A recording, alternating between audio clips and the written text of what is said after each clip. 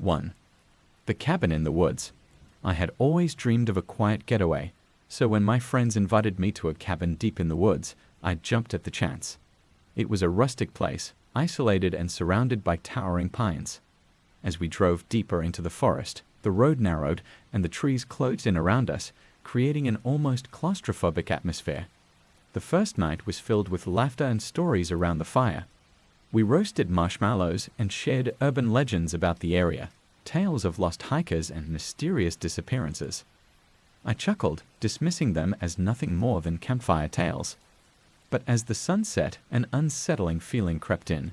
The wind rustled the branches, and the shadows seemed to dance just out of sight. I decided to turn in early, feeling the weight of the day settle in my bones. My friends stayed up, their laughter fading into the distance as I drifted into an uneasy sleep. Around midnight, I was jolted awake by a loud bang. My heart raced as I listened to the silence enveloping the cabin. I got up, pulling on my jacket, and crept down the hallway toward the source of the noise. The living room was empty, but the front door stood ajar, swaying slightly in the wind. I pushed it closed and locked it, a shiver running down my spine. I decided to check on my friends. As I approached their room, I noticed the door was cracked open.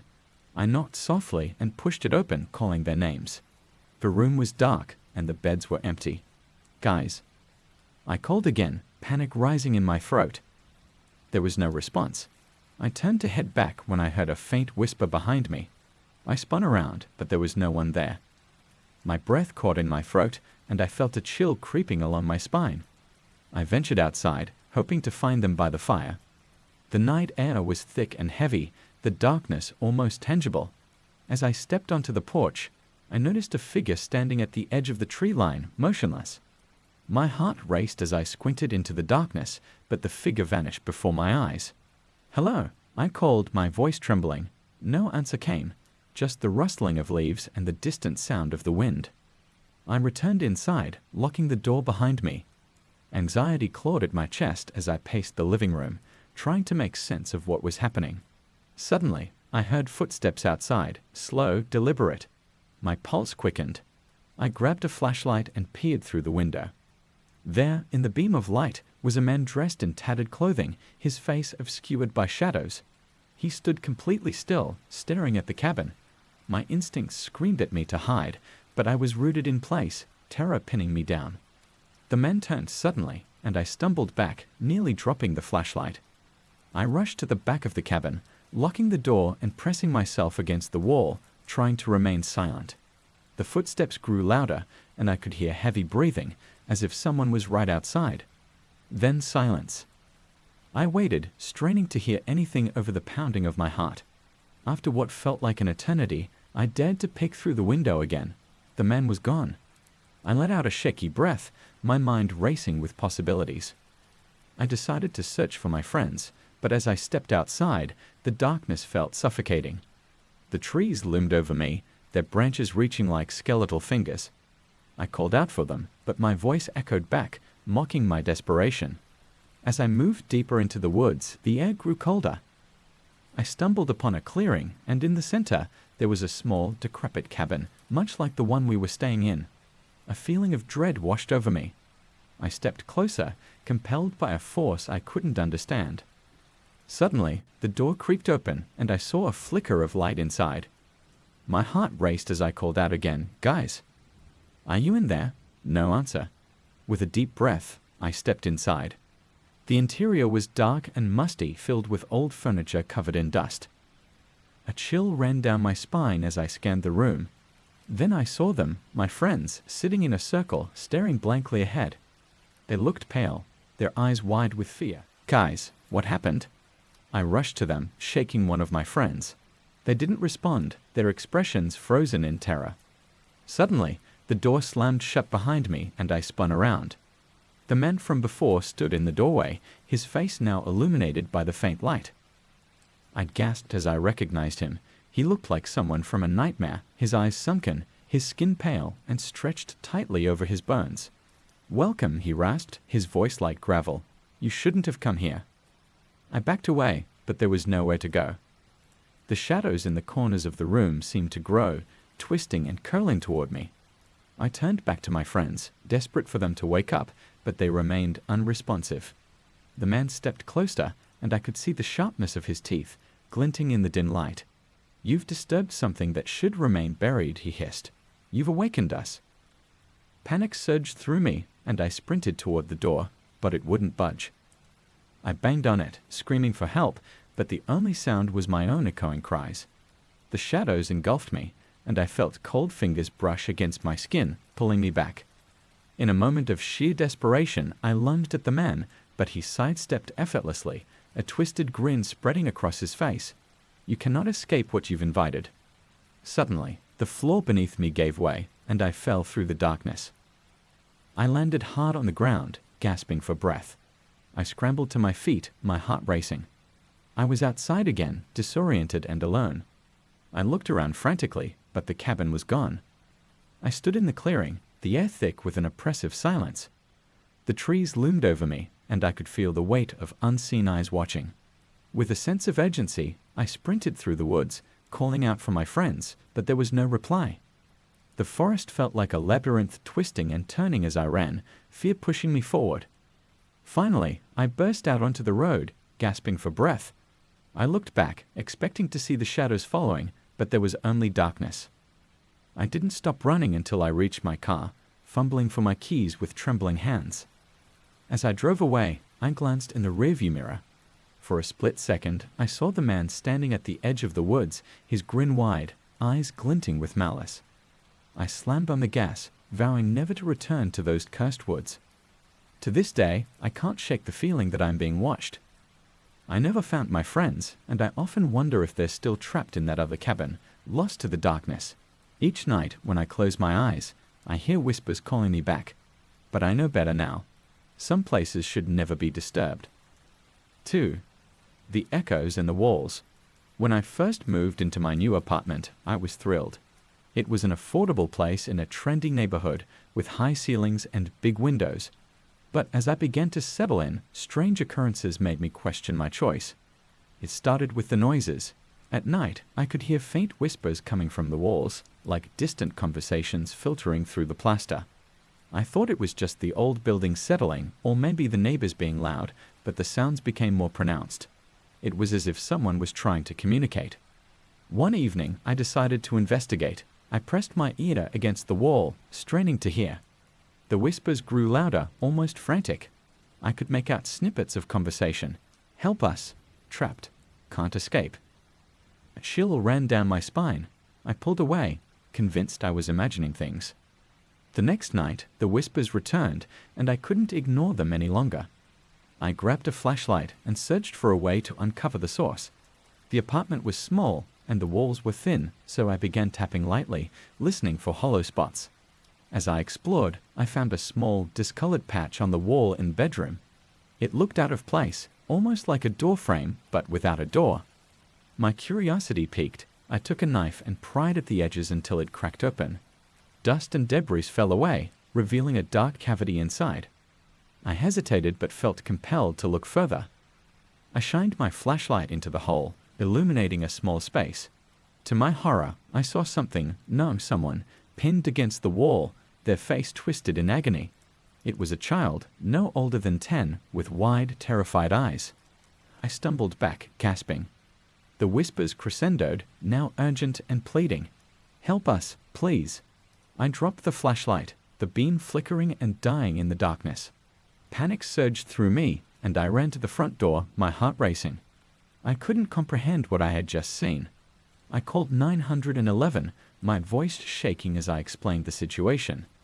The operator sounded skeptical but promised to send someone over. While I waited, I tried to calm myself, but the whispers continued, now rising in pitch. I could feel them crawling under my skin, pressing on my mind. Just as I thought I might break, the police arrived. I rushed them to the bedroom, breathless and desperate. "Right here," I exclaimed, pointing to the wall. "There's a child trapped in there." They exchanged skeptical glances, and one officer approached the wall, tapping it lightly. "Ma'am, it's probably just an old building. There's nothing in the walls." But I insisted, and after a few minutes of back and forth, they agreed to help. They pried the wall open further, and I held my breath, praying to find the child still there. The officers exchanged puzzled looks as they revealed the small cavity, but it was empty. "No one's here, ma'am," one of the officers said, sounding disappointed. "Just some old pipes and debris." I felt my stomach drop. No, I saw him, I swear. But my words fell flat. The officers assured me I was just tired, maybe seeing things, and left me alone in the apartment once more. That night, the whispers returned, but they were different now, angrier, more insistent. "Help us! They won't let us go." I pressed my hands to my ears, but it didn't help. The voices invaded my mind, echoing through the room. Desperate, I took a deep breath and went back to the wall. I knew I had to find out the truth. I grabbed the knife again and began to carve deeper into the wall, the whispers growing louder with each slice. I felt a mix of fear and determination. I couldn't leave them trapped like this. As I dug, I unearthed a small wooden box buried behind the drywall. I pulled it out, heart pounding. The box was old, covered in dust and cobwebs, but it felt strangely warm to the touch. The whispers intensified, now screaming for release. I opened the box and gasped. Inside lay a collection of trinkets, dolls, broken toys, and a faded photograph of a family, their faces scratched out. But it was the last item that caught my attention, a locket. I opened it to find a picture of the child I had seen in the wall. Suddenly, the temperature in the room dropped, and the whispers transformed into wails of despair. I felt a cold breeze whip through the apartment, rattling the windows. The walls began to shake, and I realized the voices were no longer just echoes. They were the cries of souls trapped within the building. In a panic, I dropped the box, watching as it shattered on the floor. The contents scattered, and as they touched the ground, I saw shadows begin to rise from the broken toys, forming into ghostly figures. The child I had seen materialized before me, his face etched with fear and sorrow. "Help us," he cried, his voice mingling with the others. I was frozen, overwhelmed by the sight. The other spirits joined him, their expressions pleading, reaching out to me as if I were their only hope. I stumbled back, realizing the box had been their prison. "What do you want me to do?" I shouted, desperation clawing at my throat. The spirits surged toward me, their whispers blending into a cacophony of voices, urging me to listen. "Destroy it. Free us," the child cried, pointing to the box. I grabbed the box and hurled it against the wall, watching as it shattered into pieces. The moment it broke, a blinding light filled the room, and the spirits surged toward it, their anguished faces transforming into expressions of relief. They passed through me, their coldness dissipating as they soared into the light. As the last whisper faded, silence enveloped the apartment. I collapsed to the floor, gasping for breath, tears streaming down my cheeks. I had freed them, but at what cost? The air felt lighter, but the weight of their presence lingered. Days turned into weeks, and I moved out of that apartment, unable to shake the memory of the child and the echoes in the walls. I still wonder if they found peace, if they were finally able to escape the darkness that had held them captive for so long. And every now and then, when the wind rustles the trees outside my new home, I hear faint whispers, reminding me of the night I faced the horrors hidden within the walls. 3. The Haunting of Hollow Creek. The old town of Hollow Creek was known for its picturesque landscapes and quaint homes, but also for its dark history. As a newcomer, I was eager to explore. I rented a small, charming cottage on the outskirts, thinking it would be the perfect escape from my hectic city life. The first few days were peaceful, filled with hiking and photography. But as I settled in, I began to notice strange things. Objects in the house moved when I wasn't looking, books would shift positions, and I'd find my keys in odd places. I brushed it off as my imagination, but unease crept in, especially at night. One evening, I sat on the porch, sipping tea and watching the sun dip below the horizon. As darkness enveloped the landscape, I heard a soft humming, like a lullaby, drifting from the nearby woods. Intrigued, I followed the sound, feeling a strange pull toward the trees. The deeper I went, the more vivid the humming became. It was hauntingly beautiful, echoing through the air like a forgotten memory. Suddenly, I stumbled into a clearing, where an old swing hung from a gnarled tree, swaying gently as if someone had just left it. The humming stopped. I felt a chill run down my spine. Something about the swing felt familiar, almost comforting. I hesitated, but my curiosity won out. I approached and reached out to touch it. As my fingers brushed the wood, I felt a rush of emotions: joy, sadness, longing. I jerked my hand back, shaken. That night, I tossed and turned in bed, the humming replaying in my mind. When I finally fell asleep, I dreamt of a girl in a white dress, swinging on the swing, her laughter mingling with the wind. But the laughter turned into sobs, and I woke up in a cold sweat, heart racing. The next day, I decided to investigate the history of Hollow Creek. I visited the local library and asked about the old swing in the woods. The librarian's face paled, and she hesitated before speaking. That swing belonged to a girl named Clara. She drowned in the creek many years ago. They say her spirit still lingers, searching for something. The weight of her words settled heavily on me. What did she search for? They say she was looking for her mother, the librarian whispered. Clara was playing by the creek when she fell in. Some believe she never left, bound to the place where she lost her life. That night, I found myself unable to resist the call of the woods.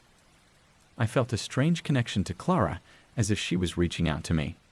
I grabbed my flashlight and headed toward the clearing again. The moon illuminated my path, casting eerie shadows among the trees. When I arrived, the swing was still. I stood there for a moment, the air thick with anticipation. Then, out of nowhere, I heard the soft humming once more.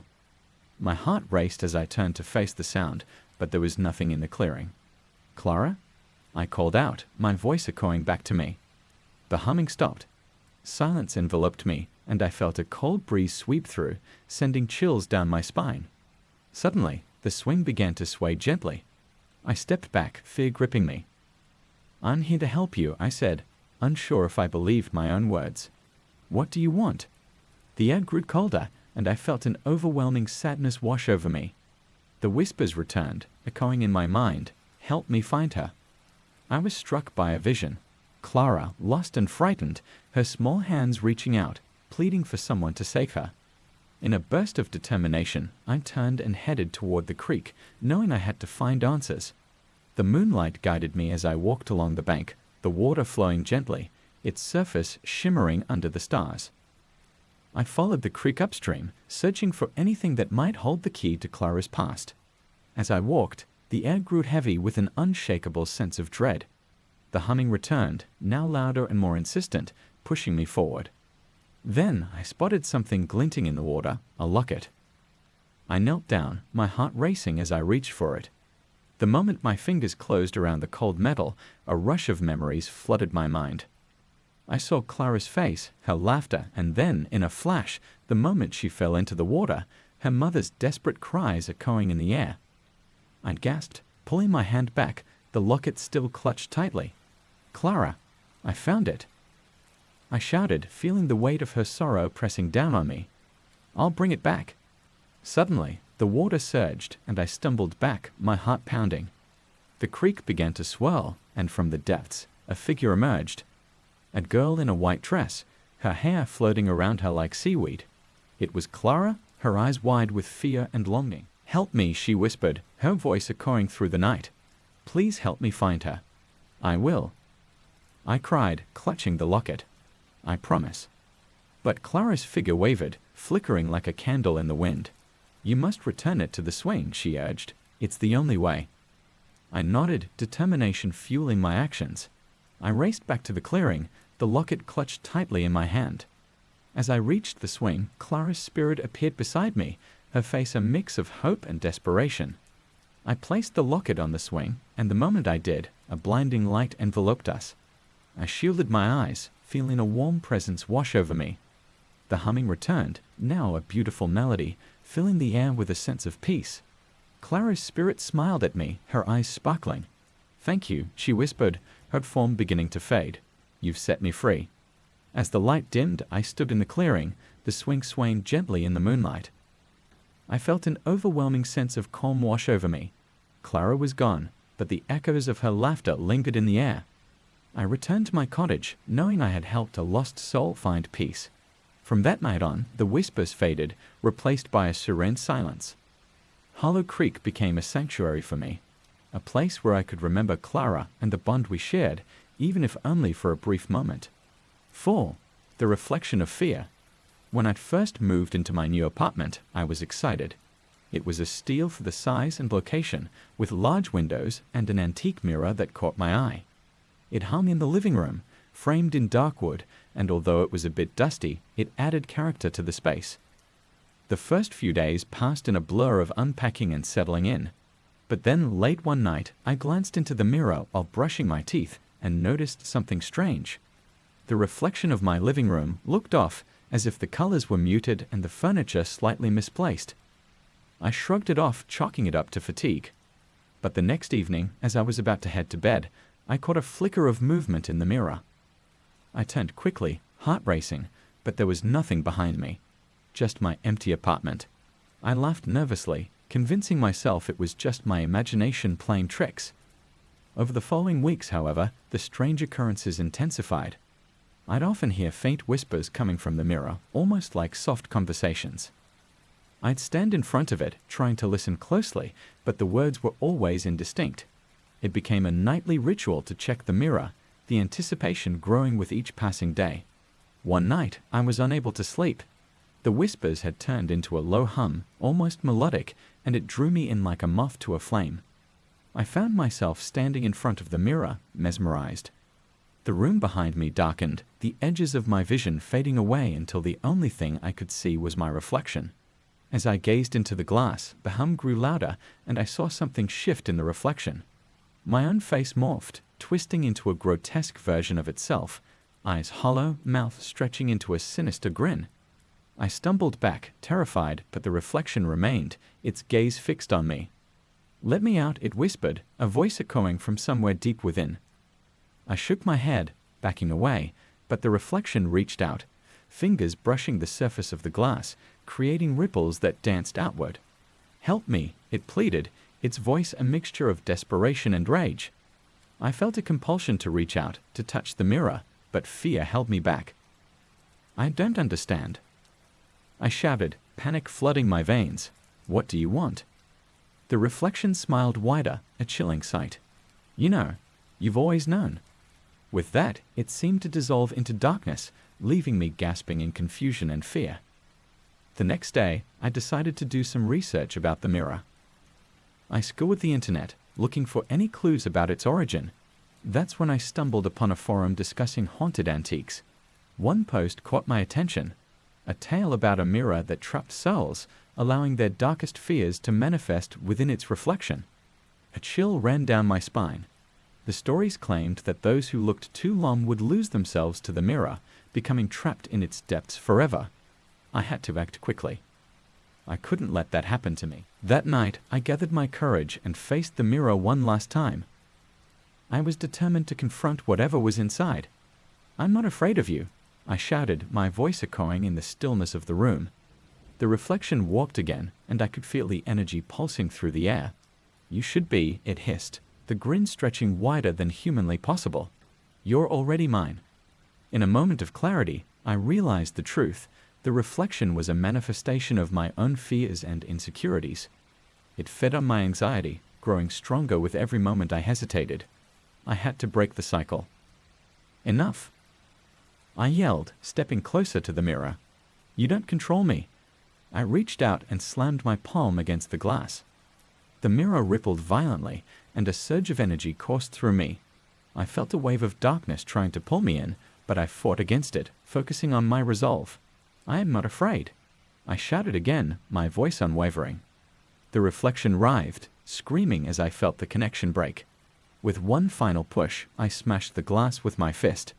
It shattered, shards flying in every direction, and in that moment, I felt an overwhelming rush of liberation. As the glass splintered, the whispers turned into screams, a cacophony of voices that echoed through the apartment. I stumbled back, shielding my face from the shards, and when the dust settled, the reflection was gone. I stood in silence, breathing heavily, the weight of the mirror's presence lifting. The air felt lighter, and I realized I was free from the burden of my fears.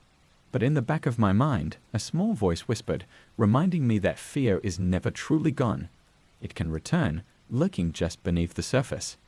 In the weeks that followed, I replaced the shattered mirror with a simple painting, determined to fill my space with positivity. But every now and then, in quiet moments, I would catch a glimpse of something out of the corner of my eye, a shadow flitting past, a whisper on the wind. I learned to live with it, to acknowledge my fears without letting them consume me.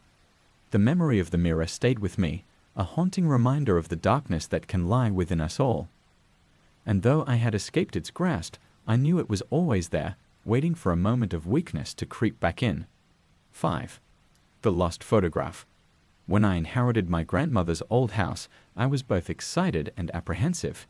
It was a creaky, Victorian-style home nestled in the woods, far from the nearest town. I had spent many summers there as a child, but the memories were bittersweet, haunted by the strange stories my grandmother used to tell about the place. After moving in, I began to unpack boxes that had been sealed for years. Among the old books and dusty linens, I found a large, ornate frame without a picture. Curious, I set it aside, wondering if I could find something to fill it. A few days later, while exploring the attic, I stumbled upon a dusty trunk. Inside were photographs from decades past, black and white images of family gatherings, children playing in the yard, and my grandmother smiling brightly. But one photograph caught my eye. It was a faded image of a little girl standing in front of the house, her face partially obscured by shadows. Something about her eyes drew me in. There was a sadness there, a longing that felt almost palpable. I decided to hang the photograph in the empty frame. It felt like a connection to my past, a way to honor my grandmother. That night, I admired the photograph before bed, the little girl's gaze seeming to follow me. As I drifted off to sleep, I couldn't shake the feeling that something was off about the picture. Around midnight, I woke to the sound of soft giggles echoing through the house. I sat up in bed, heart racing, and listened closely. The giggles were coming from the hallway, playful and light. I got out of bed and stepped into the dimly lit corridor, the wooden floor creaking beneath my feet. "Hello," I called softly, hoping it was just my imagination. But the laughter continued, beckoning me forward. I followed the sound, drawn by an inexplicable urge. As I approached the living room, I noticed the photograph glowing faintly. The little girl was no longer just an image. She looked alive, her eyes sparkling with mischief. I gasped, stepping back, but I couldn't look away. The laughter grew louder, almost intoxicating. Suddenly, the air around me grew cold, and I felt a presence behind me. I spun around, but the hallway was empty. When I turned back to the photograph, the girl was no longer smiling. Her expression had turned somber. "Help me," she whispered, her voice barely audible. I felt a chill run through me, and my heart raced. "Please find me." "Find you?" I stammered, bewildered. "Where are you?" The photograph rippled as if it were water, and I saw images flash before my eyes. An old, dark room, a small window, and then a glimpse of the little girl crying, her face streaked with tears. My breath quickened as I realized I needed to help her. Determined, I searched the house for clues. I rummaged through the attic again, looking for anything that might lead me to her. Amid the boxes, I found an old diary belonging to my grandmother. The pages were yellowed and crumbling, but as I read, I discovered a disturbing history. The little girl in the photograph was named Lily. She had lived in the house many years ago and had gone missing one stormy night. My grandmother had written about searching for her, but it seemed the search had never ended. The last entry sent chills down my spine. I fear Lily is trapped here, lost between worlds. I couldn't shake the feeling that the little girl was still present, calling out for help. I decided to return to the room where the photograph hung. As I entered, I felt an overwhelming sense of sorrow and desperation. "Lily," I called out, feeling a mix of fear and resolve. "I'm here to help you." The air thickened, and the photograph began to shimmer again. I stepped closer, willing myself to be brave. What do I need to do? The room grew colder, and shadows danced around me. I noticed something on the floor, a small wooden toy, a figure resembling a girl in a dress, similar to Lily's in the photograph. It felt like a sign. I picked it up, and as I did, I heard her voice again. "Find the hidden door," she urged, her voice stronger now. "I'm waiting." My heart raced. A hidden door? I recalled the layout of the house. There were rumors of a secret passage, but I had never found one during my childhood explorations. I began searching, feeling the walls for any irregularities. In the study, I found an old bookshelf, its wood warped with age. As I ran my fingers along the spines of the books, one felt slightly different. I pulled it, and the entire shelf creaked open, revealing a narrow staircase leading down into darkness. Gathering my courage, I descended slowly, the air thick with dust and silence. At the bottom, I found a small, dimly lit room. A single window let in a sliver of moonlight, illuminating a small cot and an old trunk. I approached the cot, my heart pounding. On it lay a faded blanket and, to my shock, a small, tattered doll that looked just like Lily. I picked it up, feeling the fabric worn and frayed. It was then that I noticed something carved into the wall beside the cot. "Help me find my way home." Tears filled my eyes as I realized this was Lily's room, a place where she had once played and waited for someone to find her. I turned the doll in my hands, feeling an overwhelming sense of sadness wash over me. "Lily," I whispered, "I'm here.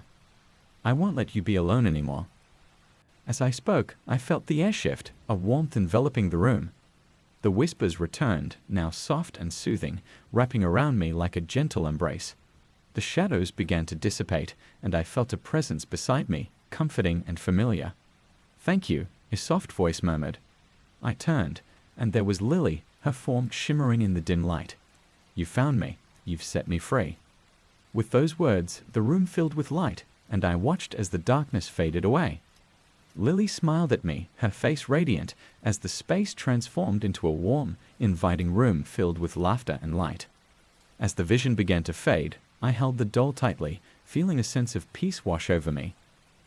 "I'll remember you," I promised. "You'll never be forgotten." The light enveloped me, and when I opened my eyes, I found myself back in the living room, the photograph hanging quietly on the wall, now just a simple image of a smiling girl. In the days that followed, the weight in the house lifted. The whispers subsided, replaced by a comforting silence. I hung the doll in a place of honor in my living room, a reminder of the bond I shared with Lily and the importance of listening to the echoes of the past. Though I still occasionally felt her presence, it was no longer one of despair. It felt like a gentle reminder to cherish memories and honor those who had come before. And as I sat in the quiet of my home, I felt a warmth surround me, knowing that Lily was finally at peace. 6. The last broadcast. It was late September when I stumbled upon the old radio station on the outskirts of town. The place had been abandoned for years, overtaken by weeds and rust. My friends and I often explored forgotten places for kicks, but this one felt different. There was an unsettling aura hanging in the air. "Come on, it'll be fun," my friend Jake insisted, waving me over. The others were already inside, laughing and taking pictures. I hesitated, a gnawing feeling in my stomach, but curiosity won out. I followed them in. The interior was just as dilapidated as the exterior, dusty controls, broken equipment, and posters peeling from the walls. We wandered through the rooms, exploring the remnants of a time long gone. In one corner, I spotted an old microphone, its surface tarnished but still oddly captivating. "Look at this," I called out to my friends. They gathered around, their flashlights dancing across the room. "Bet it still works," Jake teased, picking it up.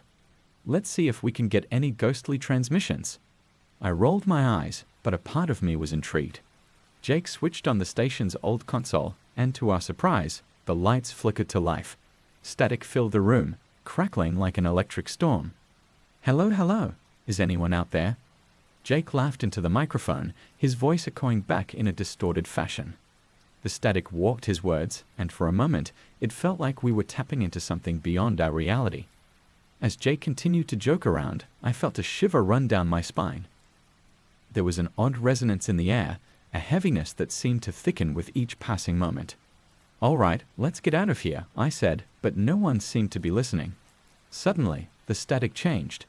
A voice emerged, faint and scratchy, barely audible. "Help me!" It was a whisper, chilling and desperate. "What the hell was that?" I asked, my heart racing. My friends looked at each other, their faces pale. "Probably just some old recording," Jake said, a nervous laugh escaping him. But the humor didn't reach his eyes. I stepped closer to the microphone, my curiosity piqued. "Who are you?" I asked into the void, my voice shaking. "Help me!" The voice came again, clearer this time. It sounded like a young girl filled with sorrow. My stomach twisted in knots. Turn it off? I urged, feeling an inexplicable dread settle over me, but Jake didn't listen. Instead, he turned up the volume, drawn to the haunting play. Help us, trapped. The voice echoed through the room, and I felt a cold breeze sweep past me. The lights flickered, casting shadows that danced along the walls. I could feel something dark and ominous rising in the air. Turn it off? I shouted again, but it was too late. The room filled with a whirlwind of static, drowning out everything else. My friends stumbled back, their eyes wide with fear. The voice rose in intensity, crying out for help, and then suddenly it stopped. A heavy silence fell over us, suffocating. I could feel the hairs on my neck standing on end, a primal instinct screaming for me to run. Let's get out of here, I finally shouted, my heart racing. We turned to leave, but the door slammed shut, trapping us inside. Jake, what did you do? I yelled, panic flooding my voice. He pounded on the door, but it wouldn't budge. The room grew colder, the air thickening with an oppressive force. Then, from the shadows, I saw her, a figure in a tabard dress, her hair hanging in tangled strands, eyes wide with terror. It was the girl from the voice. Help me, she whispered again, her hand reaching toward us. I felt my heart stop. The darkness around her seemed to pulse, feeding off our fear. We need to get out. I screamed, pushing against the door with all my strength. The others joined me, but it felt like we were fighting against a tidal wave of despair. Turn it off. Just turn it off. I shouted at Jake, who was frozen in shock, staring at the girl. Finally, with a surge of adrenaline, I lunged for the console and yanked the switch. The static ceased, plunging us into silence. The girl's form flickered as if caught between realms, her expression shifting from desperation to rage. The door creaked open, and I wasted no time. I pushed through, dragging my friends behind me as we fled into the night. We ran until we reached the safety of the street, panting and trembling. What just happened? Jake gasped, his face pale. I looked back at the radio station, now shrouded in darkness, the windows like empty eyes watching us. I don't know, I replied, still shaken. But we need to warn everyone. Something is wrong there. In the days that followed, we shared our experience with others in town, but most dismissed our claims as childish stories. We decided to investigate the history of the radio station, hoping to find answers. What we uncovered sent chills down our spines. The station had been the site of a tragic incident decades ago. A fire during a live broadcast had trapped several workers inside, including a young girl. It was rumored that their spirits lingered, trapped by their unfinished business. One night, fueled by curiosity and guilt, I returned to the station alone. Armed with a flashlight and my phone, I ventured inside. The air was thick with dust, and every step echoed with memories of the past. I made my way to the control room, heart pounding. I'm sorry, I called out into the void. I didn't mean to disturb you. I want to help. The static returned, wrapping around me like a shroud. Help us. The voice was closer now, filled with a mix of despair and longing. I'll help you, I shouted, desperation clawing at my throat. Just tell me how. Suddenly, the room grew cold, and I felt a presence beside me. The girl appeared again, her eyes pleading. Find the recording, she whispered, her voice barely above a breath. It's the key to our freedom. Where is it? I asked, my heart racing. The air thickened, and the shadows swirled around me, urging me to find the truth. I searched frantically through the equipment, pulling open drawers and rummaging through old tapes. The whispers grew louder, frantic, pushing me toward the back of the room. And then I saw it, a small dusty cassette tape labeled Last Broadcast. With shaking hands, I inserted it into the old player. As the tape began to play, a crackling voice filled the room. It was the final broadcast from the station, and I listened in horror as the announcer described the fire breaking out, the chaos and fear as people scrambled for safety. But then the voice shifted, merging with the whispers I had heard before. Help us, trapped, find us. The girl's voice intertwined with the adult voices, creating a haunting melody of despair. Tears streamed down my face as I listened, feeling the weight of their suffering. I'm here, I sobbed. I won't let you be forgotten. As the tape played on, the shadows began to swirl faster, merging into a vortex of darkness and light. The girl appeared beside me, her expression shifting from sorrow to hope. "Thank you, you found us." The air crackled with energy, and the shadows surged around me. I closed my eyes, feeling the warmth envelop me. When I opened them again, the room was filled with light, and the girl smiled at me, her form becoming more solid. With a final whisper of gratitude, she faded away, leaving me alone in the now quiet station. The oppressive weight lifted, and I felt a wave of relief wash over me. I had helped them find peace. I left the station that night, forever changed. Though the radio station stood silent and empty, I knew that its haunted history was finally laid to rest, and in my heart I carried the memory of the lost spirits, grateful for the chance to help them find their way home. 7. The Forgotten Asylum. The town of Willow Creek was infamous for its abandoned asylum, a place shrouded in mystery and whispered tales of madness. Growing up, I had heard stories about the tortured souls that once resided there, and how some of them never truly left. When I finally moved back to my hometown after college, my curiosity got the better of me. I decided to explore the asylum with a few friends. One crisp autumn evening, armed with flashlights and a camera, we made our way through the crumbling gates. The air was thick with the scent of decay, and the rusted gate creaked ominously as we pushed it open.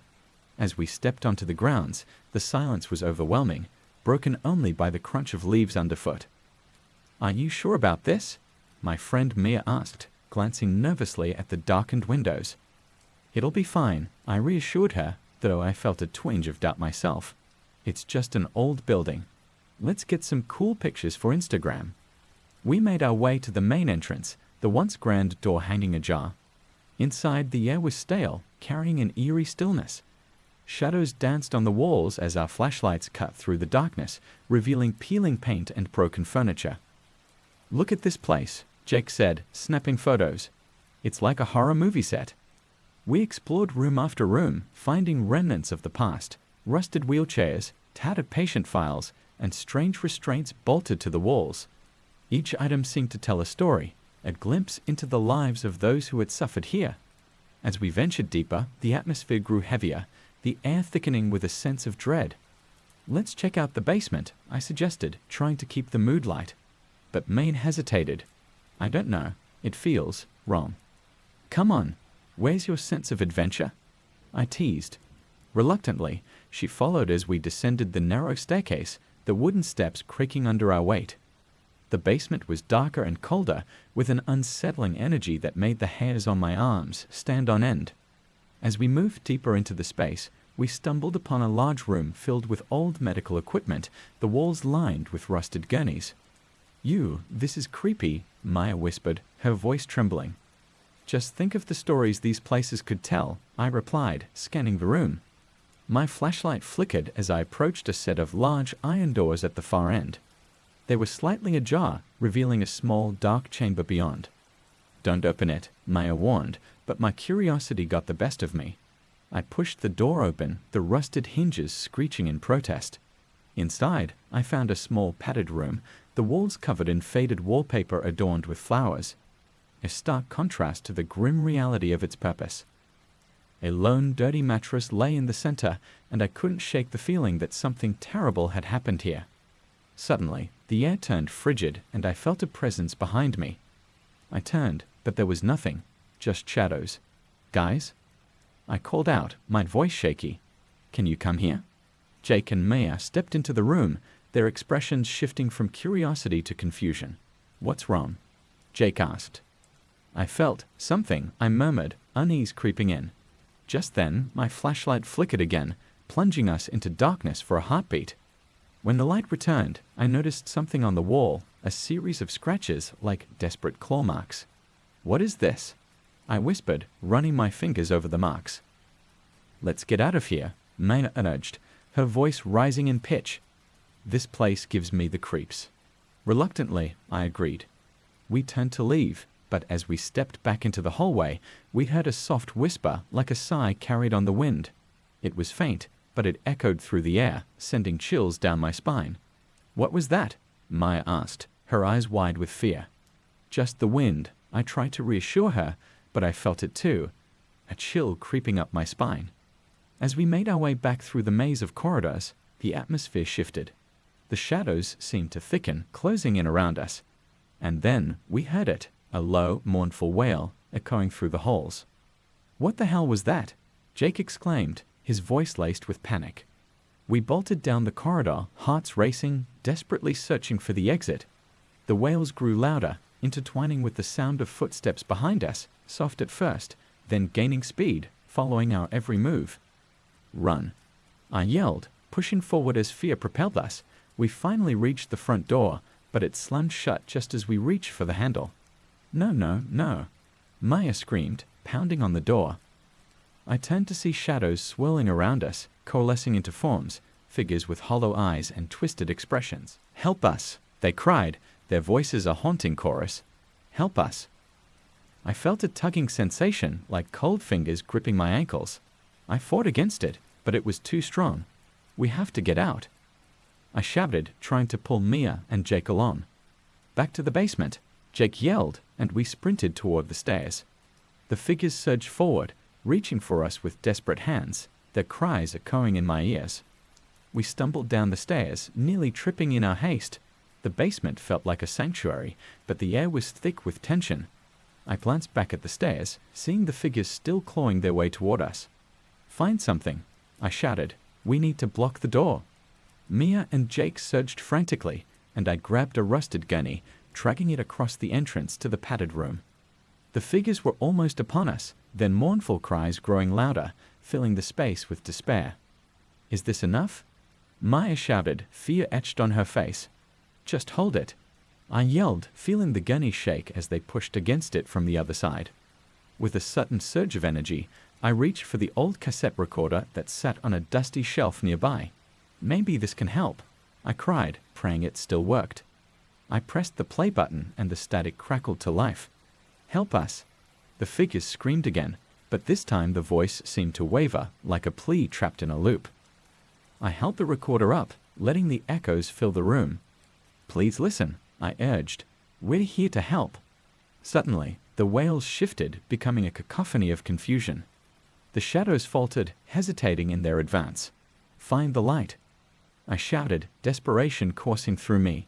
"You need to find peace." As I continued to play the tape, the shadows pulsed and shifted, their forms flickering like candle flames. The cries turned into soft whispers, each voice carrying a sense of longing and sorrow. The gunny creaked under the pressure as the figures pressed against it, but I refused to look away. "You are not alone. You can be free." With each word, I felt the atmosphere change. The figures hesitated, their anguish transforming into something else. Hope, perhaps. The air became lighter, the shadows less oppressive. Then, as suddenly as they had come, the figures began to dissolve, their forms breaking apart like mist in the morning sun. "Thank you. Thank you," they whispered, fading into the ether. As the last echo disappeared, I felt a wave of relief wash over me. The air around us lightened, and the oppressive weight lifted. Jake, Mia, and I exchanged stunned glances, the adrenaline still coursing through our veins. Did we really just help them?" Maya asked, her voice trembling. "I think so," I replied, still catching my breath. "I think they're finally free." We left the asylum that night, forever changed by the experience. The echoes of the past lingered in my mind, but I no longer felt the weight of despair. Instead, there was a sense of peace, a connection to those who had once suffered within those walls. From that day forward, I became an advocate for the asylum's history, working to preserve its story while honoring the lives lost there. I knew the spirits would always remain, but now they were at rest, free to wander the world beyond the shadows. 8. The Watcher in the Woods. Ever since I moved to the outskirts of a small town, I felt an eerie presence in the woods behind my house. The towering trees cast long shadows, and the whispers of the wind often sounded like voices calling my name. I brushed it off as my imagination, but deep down, I knew something wasn't right. One chilly October evening, I decided to take a walk through the woods to clear my head. The sun was setting, casting an orange hue across the sky, but the trees quickly swallowed the light. I followed a narrow path, the crunch of leaves beneath my boots echoing in the silence. As I walked deeper into the woods, I couldn't shake the feeling that I was being watched. A prickling sensation crawled up my spine, and I glanced over my shoulder frequently. Nothing was there, but the sense of unease intensified with every step. After about half an hour, I stumbled upon a clearing.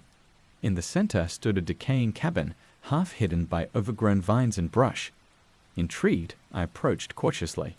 The windows were shattered, and the door hung ajar, creaking softly as if inviting me in. Just a quick look, I muttered to myself, stepping inside. The air was thick with dust, and the smell of mold permeated the space. Old furniture lay scattered around, an overturned chair, a rusty stove, and peeling wallpaper that revealed layers of history. As I explored, I noticed something odd. There were strange symbols carved into the walls, swirling patterns that seemed to pulse with an energy of their own. I felt drawn to them, my fingers grazing over the carvings. Suddenly, I heard a faint rustling outside. "Hello," I called out, heart racing. No response. I strained my ears, but all I could hear was the whisper of the wind through the trees. I decided it was time to leave. As I turned to exit, I caught a glimpse of movement outside, a shadow darting between the trees. My heart raced, and a primal instinct urged me to run. I bolted out of the cabin and into the woods, branches scratching at my arms as I hurried back along the path. The sun had dipped below the horizon, and darkness enveloped me. Panic clawed at my throat as I navigated through the trees, disoriented. The feeling of being watched returned, more intense than before. I could sense something trailing behind me, just out of sight. I stumbled and fell, my flashlight rolling away and flickering out. My breath quickened as I scrambled to my feet, heart pounding in my chest. I could hear soft footsteps behind me now, almost like breathing close to close. "Please leave me alone," I yelled into the darkness, my voice trembling. I darted through the trees, branches snagging at my clothes, desperate to escape whatever was following me. After what felt like an eternity, I burst into a small clearing, my breath coming in ragged gasps. I turned to look back, and that's when I saw it, a figure standing at the edge of the trees. It was tall and dark, its features obscured by the shadows. It stood completely still, watching me. "Who are you?" I shouted, my voice cracking with fear. The figure didn't move, it simply stared. I could feel its gaze penetrating me, as if it were searching for something within. My instincts kicked in, and I turned to run again, but the figure stepped forward, its silhouette blurring and shifting in the moonlight. I sprinted in the opposite direction, adrenaline fueling my flight. Suddenly, I broke through the tree line and stumbled onto the path leading back to my house. I raced down it, lungs burning, until I finally reached my front door. I fumbled for the key, my hands shaking, and burst inside, slamming the door shut behind me. I leaned against the door, gasping for breath, and tried to steady my racing heart. I glanced out the window, but the woods were quiet again, the darkness swallowing any trace of the figure. Had I imagined it? But that night, sleep eluded me. I kept hearing the faint rustle of leaves outside, the sensation of being watched pressing down on me. I tried to convince myself it was just the wind, but deep down, I knew something was wrong. Days turned into weeks, and I avoided the woods, but the unease never left. Every creak of the house, every gust of wind made me jump. I began to notice strange things. Items moved, shadows flickered at the corners of my vision, and sometimes I could hear whispering in the dead of night. One evening, I decided to confront my fears. I gathered my courage and returned to the woods, flashlight in hand. I wasn't going to let whatever was out there control me anymore. As I stepped into the darkness, the air felt thick with anticipation. I followed the path back to the clearing, my heart pounding. The cabin loomed before me, its presence both ominous and inviting. I steeled myself and pushed the door open, stepping inside. The symbols on the walls seemed to pulse with energy, drawing me closer. I felt an inexplicable urge to touch them again. As my fingers brushed against the markings, a surge of energy coursed through me, and I gasped. In that moment, I was flooded with visions, flashes of the past. I saw the cabin in its former glory, filled with laughter and life. But then the images twisted into darkness. A ritual gone wrong. A group of people lost to the madness that ensued, their spirits forever bound to the woods. I stumbled back, gasping for breath, the weight of the knowledge crashing down on me. The figure I had seen was not a malevolent entity. It was a guardian, a watcher of the lost souls trapped in this place. They were reaching out, seeking someone to remember them, someone to tell their story. As I regained my composure, I whispered into the air, "I will help you. I will tell you a story." The atmosphere shifted, a warm breeze wrapping around me as if in gratitude. I could sense the spirits, no longer restless but thankful for the acknowledgement of their suffering. From that night on, I made it my mission to uncover the history of the cabin and the people who had once inhabited it. I spent countless hours researching, speaking to locals, and piecing together the fragments of their lives. With each discovery, I felt a growing bond with the spirits, and the feelings of dread that had once consumed me faded into a sense of purpose. I knew I was helping them find peace, one story at a time. In time, I even organized a small community event to honor the lost souls of the woods, sharing their stories and the history of the cabin. As I stood in front of the gathering, speaking about the tragedies and triumphs of those who came before, I felt a warmth envelop me, a gentle presence surrounding me. That night, as I returned home, I felt a sense of closure wash over me. The woods no longer felt sinister. Instead, they were filled with whispers of gratitude. I knew I had fulfilled my promise, and in doing so, I had found my own peace as well. Though the darkness still lingered in the woods, it was no longer a place of fear. It had transformed into a sanctuary of remembrance, a place where the lost could finally rest, watched over by the one who had dared to listen. 9. The reflection. It all started with a thrift store find, a vintage mirror, intricately carved with swirling designs that seemed to come alive in the light. I had a thing for antiques, and this piece called to me. Despite its chipped edges and tarnished surface, I could see its beauty, and I was determined to restore it. When I brought it home, I hung it in my bedroom, admiring how it reflected the room's warm colors. But as the days passed, I noticed something odd. At night, when the light was dim, the reflection seemed different. The room appeared darker, the shadows deeper, and sometimes I could swear I saw movement behind me, flashes of something just out of sight. "Stop it," I told myself. "It's just an old mirror." But the feeling of unease clung to me like a second skin. One evening, as I was getting ready for bed, I stood in front of the mirror, brushing my hair. That's when I saw it, a figure lurking just beyond the glass. I whipped around, heart racing, but the room was empty. I stared into the mirror, and for a moment, I thought I saw a woman in a long, dark dress standing behind me, her face obscured by shadows. I blinked, and she was gone. "Okay, this is getting ridiculous," I muttered, trying to shake off the feeling. I decided to cover the mirror with a cloth before going to sleep, hoping that would ease my mind. But the next night, I had a dream. I stood in front of the mirror again, but this time it felt different. The room was illuminated by an eerie glow, and the woman in the mirror was there, her face clearer now. She looked sad, her eyes pleading. "Help me," she whispered, her voice echoing in the dream like a haunting melody. I woke up with a start, my heart pounding. I threw off the covers and went to the mirror, pulling the cloth away. The surface was dark and still, but I felt an overwhelming urge to know more. I began researching the history of the mirror, hoping to uncover its secrets. What I found chilled me to the bone. The mirror had belonged to a woman named Eliza Gray, who had lived in the late 1800s.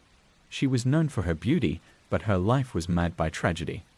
After the death of her husband, she became reclusive, often speaking of spirits and the afterlife. One night, she vanished without a trace, leaving behind only the mirror. Determined to find closure for her, I began to communicate with Eliza through the mirror. I'd sit in front of it each night, lighting candles and speaking to her. At first, there were only faint whispers, but gradually she began to respond. I felt a connection forming, as if she were reaching out from the depths of the glass. But the more I learned about her, the more I felt a darkness creeping in. Shadows gathered in my room, and strange occurrences began to plague me, objects moving on their own chilling drafts, and the feeling of being watched. It was as if the mirror was a portal, pulling me deeper into its mysteries. One night, as I sat before it, Eliza appeared more vividly than ever, her face twisted in anguish. "Help me," she pleaded again, and I felt an overwhelming urge to reach through the glass. "Tell me what to do." I cried, desperate to help her. "The mirror holds my soul," she whispered. "Break it, and I will be free." My heart raced. "But if I break it, won't I lose you?" "If you do not, I will take you with me," she warned, her eyes darkening. "You must choose." In that moment, I felt the weight of the decision pressing down on me. The shadows in the room thickened, swirling around me like a storm. I could feel Eliza's despair enveloping me, a desperate energy that threatened to pull me in. "Do it!" I shouted, my voice echoing in the dim room. I lunged for a heavy candlestick on my dresser, heart pounding in my chest. As I raised it above my head, Eliza's expression shifted from pleading to rage. "No, you don't understand." But it was too late. I brought the candlestick crashing down onto the mirror. The glass shattered with a deafening crack, shards flying in every direction. I stumbled back, shielding my face, and when the dust settled, I looked up to see the mirror completely destroyed. For a moment, silence hung in the air. I felt a rush of wind, as if the room itself was exhaling. Then, something strange happened. The shadows receded, and I felt a warmth envelop me. It was as if Eliza's spirit was finally free. But then I noticed something chilling. The shards of glass began to shimmer, and within each piece, I could see reflections, not of my room, but of a dark, twisted world. In one shard, I saw Eliza standing, her face twisted in anger. "You have trapped me," she screamed, her voice echoing in my mind. "You have taken my freedom." Panic surged through me, and I realized that I hadn't freed her at all. I had only set her rage loose. As I stumbled back, the shards began to vibrate, and I could hear whispers rising from them. A chorus of voices clamoring for attention. I turned to run, but the room darkened around me. The shadows grew thicker, swirling into tendrils that reached for me. I felt cold fingers grasping at my ankles, pulling me toward the shards. "Help me!" Eliza's voice echoed again, but this time it was a demand, not a plea. I bolted for the door, fleeing it open and racing down the hallway. I could hear the whispers following me, growing louder, more frantic. "You can't escape. You're part of us now." Desperately, I dashed outside into the night. The cool air hit me like a slap, but I could still feel the shadows clawing at my back. I ran toward the woods behind my house, hoping to lose them among the trees. But as I plunged deeper into the darkness, the woods seemed to shift, the trees closing in around me. I could hear the whispers rising, the wind carrying their frantic cries. "Join us. Become one of us." I fell to my knees, gasping for breath. "No, I won't." I shouted into the void. "I refuse to let you take me." As the darkness closed in, I remembered the stories of those who had become lost to the woods. Their spirits were said to wander forever, trapped between worlds. With a surge of determination, I stood up and turned back toward my house. "You will not take me," I shouted, my voice echoing through the trees. The shadows hesitated, and for the first time, I felt a glimmer of hope. I focused all my energy, calling out to the spirits I had tried to help. "You are free. I release you." The shadows wavered, their forms flickering like candle flames. "Free us," they echoed back, their voices filled with desperation. I turned and ran, sprinting toward my house. The whispers grew frantic, a cacophony of voices urging me to join them. But I pushed through, my heart racing, and finally burst through my front door, slamming it shut behind me. The house was still, the air heavy with silence. I leaned against the door, panting, feeling the weight of the shadows pressing against the walls. I had escaped for now. That night, I locked every door and window, the fear clinging to me like a shadow. I couldn't shake the feeling that I had not seen the last of Eliza or the spirits trapped in the mirror. Weeks passed, and I avoided looking at the remnants of the shattered glass. But the whispers returned, haunting me in my dreams. "You are part of us now." One night, I woke to find my bedroom colder than usual. The whispers had turned into a relentless chant, echoing in my mind. I sat up, heart racing, and turned on my bedside lamp. The light flickered, and in its glow, I saw it, a figure standing in the corner of my room. It was Eliza, her expression twisted in fury. "You cannot escape," she hissed, her voice a haunting echo. I bolted from my bed and ran for the door, but it slammed shut before I could reach it. Panic surged through me as I turned to face her. "What do you want?" I screamed, my voice cracking with fear. "I want my freedom," she shouted, the shadows swirling around her, feeding off her rage. "And I will take yours in return." Suddenly, the shadows lunged at me, tendrils wrapping around my ankles, pulling me toward the figure. I struggled, fighting against the weight of despair that threatened to consume me. In a moment of clarity, I realized what I needed to do. I couldn't fight her. I had to help her find peace. Eliza, I cried, desperation in my voice. I will help you, but you need to let me go. She hesitated, the shadows faltering for a moment. Help me, she whispered, uncertainty creeping into her voice. Yes, together we can find a way, I pleaded. You don't have to be trapped anymore. With a surge of willpower, I reached out toward her, focusing all my energy on connecting with the spirit. Let go of the darkness. Let's find a light together.